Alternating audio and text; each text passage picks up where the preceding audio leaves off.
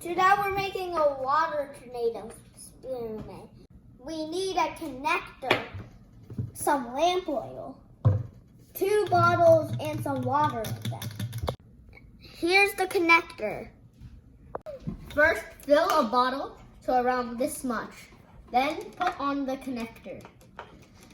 Make sure your connector is tight, otherwise there may be a leakage. Next, place the empty bottle on top and screw it in.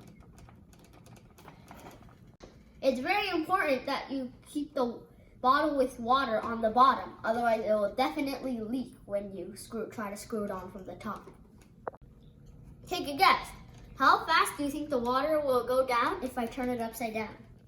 It'll be fast and then slow. What do you think? It'll be fast or slow? Time for our test.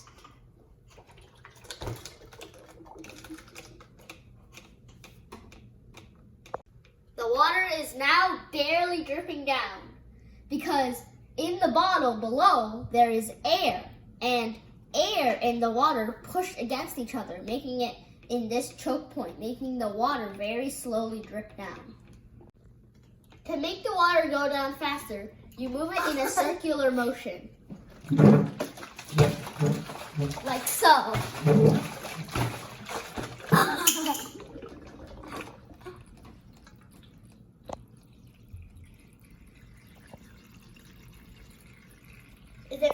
Now has generated a water tornado, also known as a water spout. And also known as a water timer. Let's try it one more time. Oh, what is this?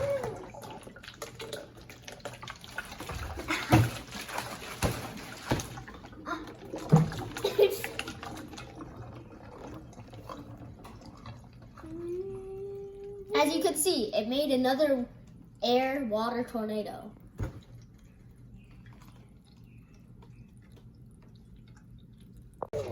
The reason it works is because when you spin the water bottles, the centrifugal force pushes the water outward while it makes a little hole for air to go through. This air creates this circulating tornado.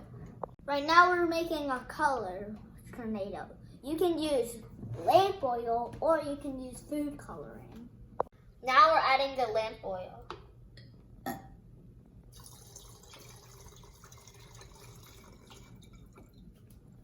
You may think about shaking it to spread it out, but as you can see, the lamp oil will always go on top since it has a lighter density than water. Now we can try a blue water tornado.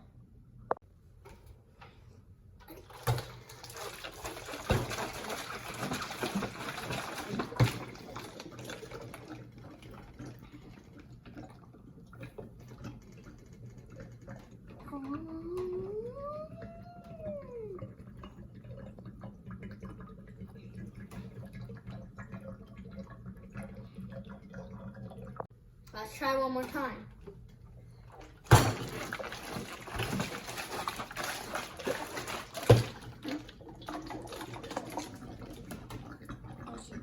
Ooh,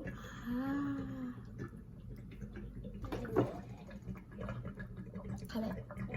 Stay curious.